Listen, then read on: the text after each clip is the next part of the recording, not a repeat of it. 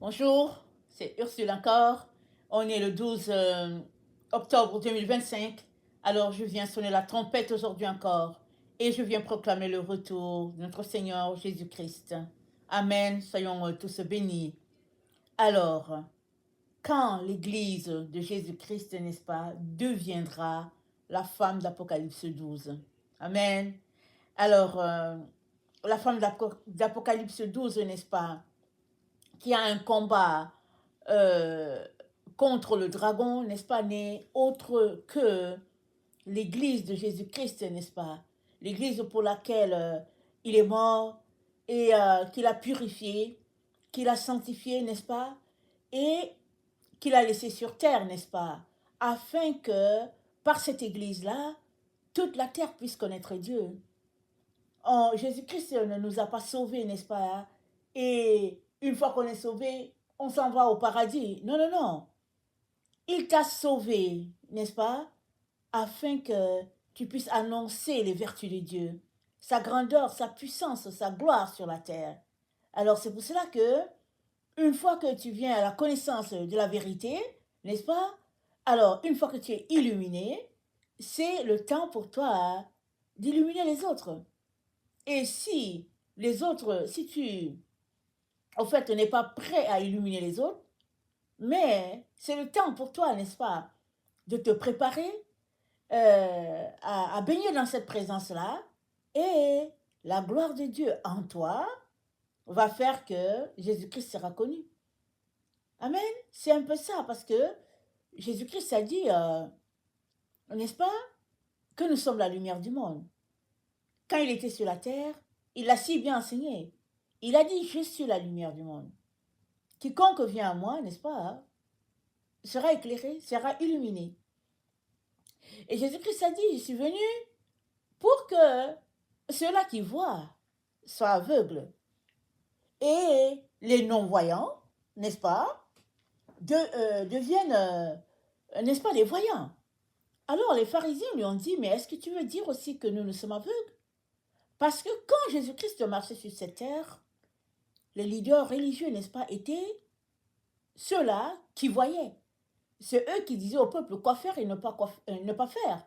Mais ils étaient dans l'erreur. Et puis, plusieurs d'entre eux, n'est-ce pas, étaient dans des pratiques mystiques. Ils étaient dans des choses qui n'honoraient pas Dieu. Et ils étaient donc dans les ténèbres. Mais ils disaient au peuple que c'était eux qui voyaient. Jésus-Christ a dit, vous attachez des lourds fardeaux, n'est-ce pas, sur les épaules du peuple. Vous leur demandez de faire des choses que vous-même vous ne faites pas.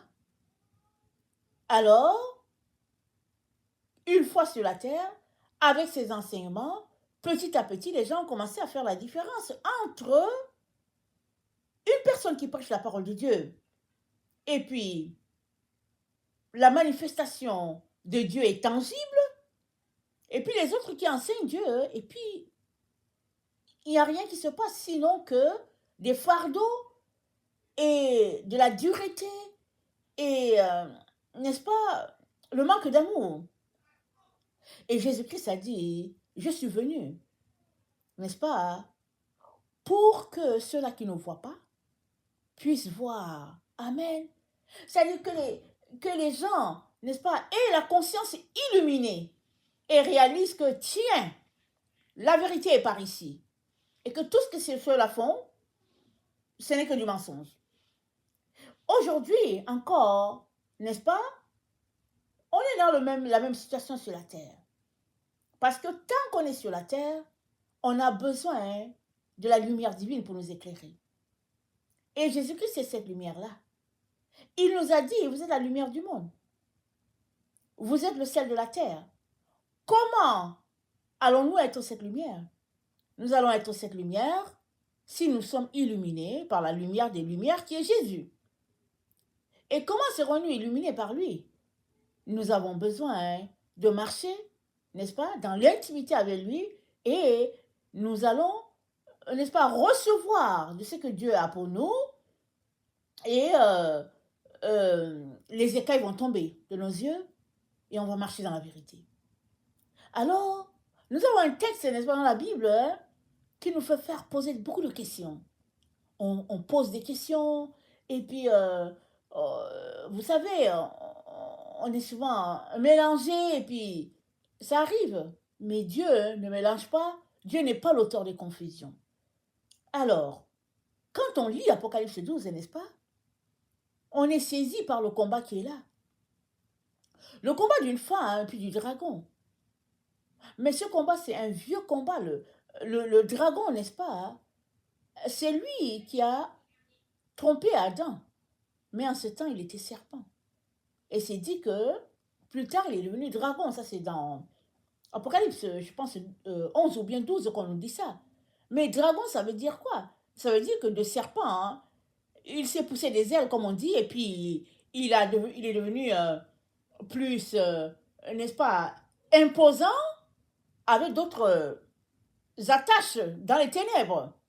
Si bien que l'être humain, n'est-ce pas, hein, est pris dans ces pièges-là de l'ennemi et il est pris de partout. Jésus-Christ est venu mourir. Amen. Et il a laissé aux hommes, n'est-ce pas, à ceux-là qui se convertissent, la mission de convertir les autres afin que ce qui a été acquis à la croix soit pour tout le monde. Alors, l'Église, n'est-ce pas, est, telle que définie dans la Bible, l'épouse de Christ. Jésus-Christ est mort pour, n'est-ce pas, son Église. Alors l'Église, n'est-ce pas, c'est plusieurs personnes. Tous ceux-là qui donnent leur vie à Jésus font partie de l'Église de Jésus. Ça ne commence pas par nous. Ça commence par les premiers, n'est-ce pas, qui ont donné leur vie à Jésus et par qui l'Église s'est répandue sur la terre. On sait ce qui s'est passé à la première Pentecôte. Amen. Et le combat de la femme contre le dragon, n'est-ce pas, est un combat qui doit se passer. Parce que c'est le combat de la chair et de la lumière. Ça dit, quand tu marches avec le Seigneur, tu donnes ta vie, il arrive que pour être proche de Jésus, tu as besoin de te débarrasser de toutes ces choses de la chair qui te maintiennent encore captif. Vous savez, Jésus-Christ a payé de sa vie sur la croix pour qu'on puisse avoir la victoire sur la chair. Il était saint, il était pur, mais sa chair a dû subir, n'est-ce pas, les injures, la chicote, tout ça afin que nous ayons la victoire sur la chair. Et en partant, il a dit aux disciples, n'est-ce pas, de continuer l'œuvre, et il a dit, vous êtes la lumière, maintenant, vous êtes le sel, parce que c'est vous que les gens vont voir. Amen.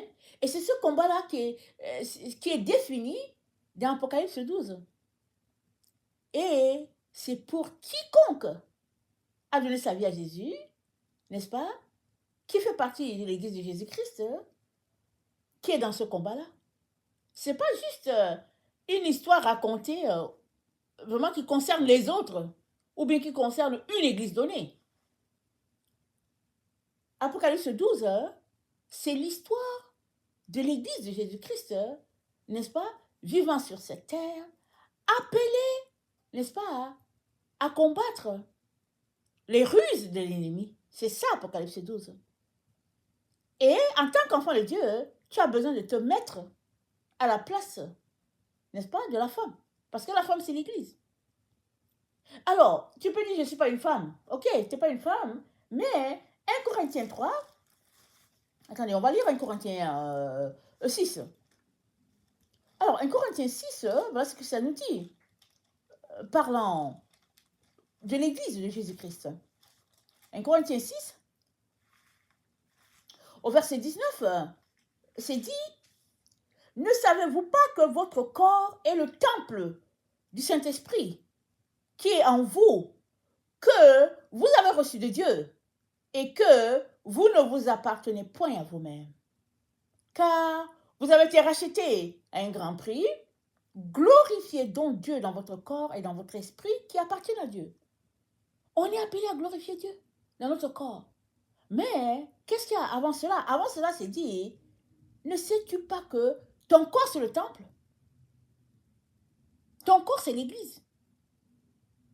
Alors, le combat d'Apocalypse 12 contre le dragon, c'est un combat. Mais si tu ne te sens pas concerné, comment vas-tu t'élever pour combattre? Et parce que c'est ton combat à toi, le Seigneur te dit, tu auras la victoire si tu te mets, n'est-ce pas, dans le désert. Amen. Et le désert, c'est quoi? C'est pas d'aller dans le désert du Sahara. Le désert, n'est-ce pas, c'est accepter de te retirer, n'est-ce pas, et de passer du temps avec le Seigneur. De laisser tout, n'est-ce pas, les brouhahas de la vie, de laisser tout ce qui distrait et de trouver le temps avec le Seigneur. Alors, tu pourrais dire, mais moi j'ai besoin de travailler parce qu'il faut que je vive, d'accord. Mais le Seigneur a dit, tu ne manqueras de rien. Tu ne manqueras de rien. Souvent, ça peut prendre que, au lieu que tu puisses travailler, exemple, 5 jours dans la semaine, souvent, il peut arriver que tu te retrouves à travailler 4 jours. Et qu'une journée, tu la consacres au Seigneur pour faire d'autres choses. Ça, c'est ta relation avec le Seigneur qui va t'amener là. Mais tout cela, c'est pour dire que on peut justifier, n'est-ce pas, hein, tout ce qu'on fait par toutes sortes de situations sur la terre. Mais le plus important pour nous, amen, c'est de donner notre vie à Jésus et de marcher dans ce qu'il a pour nous et de triompher des œuvres des ténèbres. Parce que Jésus-Christ a triomphé pour que toi et moi, nous puissions triompher. Amen. Donc, le combat de l'Apocalypse 12, n'est-ce pas, c'est le combat de l'Église de Jésus-Christ contre les forces du ténèbre. C'est ton combat. Amen. C'est ton combat. Mais si tu ne te sens pas concerné, c'est grave. Amen. C'est grave parce que comment vas-tu combattre? Alors, dans Apocalypse 21, verset 22, voilà ce qu'il dit. Apocalypse 21, verset 22. Je ne vis point de temple dans la ville, car le Seigneur Dieu Tout-Puissant est son temple, ainsi que l'agneau. Je répète, je ne vis point de temple dans la ville, car le Seigneur Dieu Tout-Puissant est son temple, ainsi que l'agneau. Mais pourquoi il n'y a pas de temple? Il n'a pas vu, Jean n'a pas vu de temple dans la ville. Mais c'est parce que le temple, c'est toi. Le temple, c'est toi, c'est moi, c'est toute personne qui a donné sa vie à Jésus, n'est-ce pas? Hein? Voilà le temple. Alors, c'est l'association de toutes ces personnes-là qui ont donné leur vie à Jésus, n'est-ce pas? Qui représente la lumière. Parce que Dieu, le Père, Dieu le Fils habite en nous. Alors, vivant en nous, amen, nous sommes appelés, n'est-ce pas, à accomplir les mêmes œuvres que Jésus-Christ a faites, sinon plus. Jésus-Christ a dit, ils vont faire plus d'œuvres que moi. Alors, tu es le temple de Dieu. Tu es l'Église. N'est-ce pas? Tu es la femme d'Apocalypse 12. Parce que c'est un corps qui est répandu sur toute la terre. C'est le corps de Christ. Alors que nous sommes vivants, n'est-ce pas? Nous faisons partie de l'Église. Mais ceux-là aussi qui nous ont précédés depuis des siècles, qui sont morts dans le Seigneur, font partie aussi de cette Église. Ils ont fini leur tâche sur la terre. Maintenant, ils la continuent de l'autre côté. Amen. On ne peut donc pas ignorer ce texte-là comme si ça ne nous concernait pas.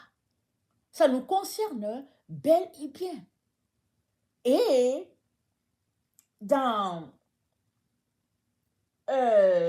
Apocalypse 21, au verset 6, c'est dit, 6b, c'est dit, à celui qui a soif, je donnerai de la source d'eau de la vie gratuitement. Celui qui vaincra héritera ces choses et je serai son Dieu, il sera mon fils. À celui qui a soif, je donnerai de la source d'eau gratuitement. As-tu soif de Dieu? As-tu soif? Dieu dit, je donnerai de la source, de l'eau de la vie gratuitement. Mais c'est quoi la source? N'est-ce pas? La source, n'est-ce pas, d'eau, n'est-ce pas, c'est la parole de Dieu. La parole de Dieu coule du trône de Dieu. Elle coule du trône de l'agneau. Et Dieu ne veut que se révéler à chacun de ses enfants. Il ne veut pas être un mystère pour toi. C'est ton Père. Il aimerait te révéler toutes ces choses-là que tu as besoin de savoir, n'est-ce pas? Et encore, il compte sur toi pour pouvoir dire aux autres qui il est, pour que les autres puissent le connaître à travers toi. Il ne veut pas que les choses te soient cachées. Alors, si tu l'as bien ta vie, il faudrait bien que tu puisses savoir que tu es son Église.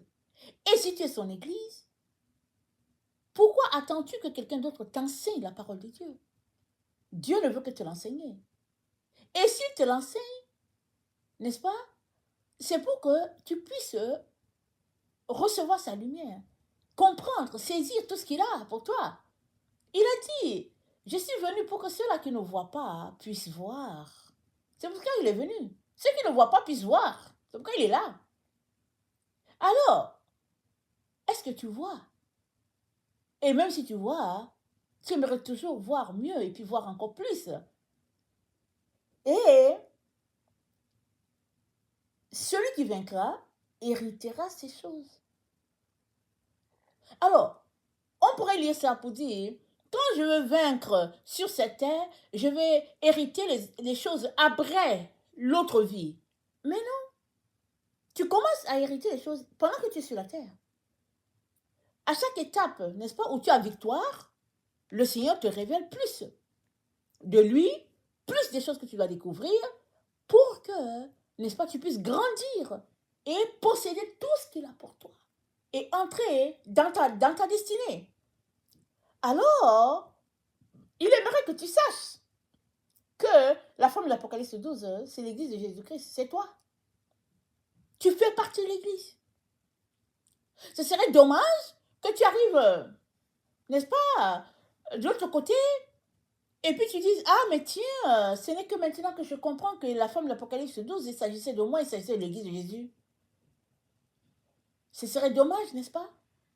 Parce que si tu avais saisi que c'était toi, il y a beaucoup de choses que tu aurais fait pour Dieu. Parce qu'il s'agit de l'église de Jésus-Christ, appelée à combattre les œuvres du dragon. Et le Seigneur te dit, mets-toi à part. Sanctifie-toi, c'est-à-dire, mets-toi dans un endroit où tout est restreint. Et prends du temps avec ton Seigneur. Au temps de Jésus, on ne sait pas combien de temps il passait avec le Seigneur, on ne sait pas. On lit souvent qu'il se retirait seul dans les déserts. Il sortait très tôt le matin pour aller trouver son père. Et les gens le cherchaient souvent, on ne savait pas où il était, mais il fallait qu'il prenne du temps avec son père. Et aujourd'hui, n'est-ce pas, nous avons des maisons, nous sommes organisés, n'est-ce pas, à nos vies, mais il y a une chose qu'on doit comprendre. Donner sa vie à Jésus, c'est une marche. C'est une marche dans laquelle Dieu marche avec nous pour nous révéler étape par étape. N'est-ce pas ce qu'on doit faire? Et surtout, l'ennemi, n'est-ce pas, met des pièges sur notre chemin, sur notre parcours. Et notre Dieu ne veut que nous aider à enlever ces barrières-là afin de continuer notre route. Amen. Alors je viens donc, n'est-ce pas, t'encourager à ne pas négliger cette information que tu viens de prendre aujourd'hui. Tu fais partie de l'Église de Jésus-Christ. Tu fais partie de la femme de l'Apocalypse 12. Le combat du dragon, c'est ton combat. Tu dois, n'est-ce pas, être dans le combat. N'est-ce pas? Et puis porter ton armure et combattre. Et ce n'est pas un combat de la chair. Ce n'est pas un combat du sang. Non. C'est un combat, hein, n'est-ce pas, déjà de vainqueur parce que Jésus-Christ a gagné le combat pour nous. Mais c'est un combat dans les lieux spirituels. C'est un combat qui se gagne dans la prière. Qui se gagne, n'est-ce pas, dans la communion avec Dieu. C'est ça le combat. C'est là qu'on est. Donc, joignons-nous les mains, n'est-ce pas? Mettons-nous à prier pour que l'Église de Jésus-Christ soit victorieuse sur la terre, n'est-ce pas? Libérée de tous ces plans-là, mis en place pour l'empêcher, et que la terre vienne à la connaissance de son Créateur, et que cette terre-là, n'est-ce pas, dans laquelle nous sommes appelés à vivre, soit le merveilleux jardin tel que Dieu l'a conçu. Un Éden pour tout le monde, les hommes, les animaux. Voilà ce que le Seigneur aimerait. Mais si tu ne sais même pas que Apocalypse 12 te concerne, alors il y a problème. Amen, il y a problème. Apocalypse 12, ce n'est pas quelque chose pour les autres. Apocalypse 12, n'est-ce pas, hein? C'est ton combat contre les forces des ténèbres. Quand vas-tu te lever et dire à l'ennemi, assez c'est assez, moi, je veux tout simplement, n'est-ce pas, me mettre du côté de mon Seigneur et puis y aller pleinement, en ayant confiance en Dieu et puis marchant dans la foi. Amen. Alors, voilà un peu le message du Seigneur pour nous aujourd'hui. Et c'est aussi le temps, n'est-ce pas, de lui rendre grâce. Dans le côté où nous nous trouvons, c'est l'action de grâce. Rendre grâce à Dieu, le célébrer pour tout ce qu'il a fait pour nous. C'est important de s'arrêter sur certaines choses et de célébrer, n'est-ce pas, la grandeur de notre Dieu.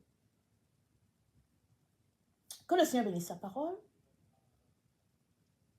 et que sa lumière en nous ne puisse pas être sous le lit, sous le boisseau, mais qu'elle soit placée de telle sorte que tout le monde puisse être éclairé. Voilà, n'est-ce pas, ce que le Seigneur aimerait pour chacun d'entre nous. Seigneur Jésus, je veux te dire merci pour ta révélation. Fais tomber les écailles de nos yeux. Débouche nos oreilles. Seigneur, élargis, n'est-ce pas, notre compréhension. Et donne-nous, Père éternel, de marcher dans ce que tu as pour nous pleinement. D'être victorieux en toutes choses, parce que toi, tu as gagné le combat pour nous, sur la croix. Que ton nom soit béni, Seigneur, pour toutes tes grâces. Merci encore pour tous tes bienfaits. Au nom puissant, du nom qui est au-dessus de tous les noms, le nom de Jésus. Amen. Alléluia. Amen.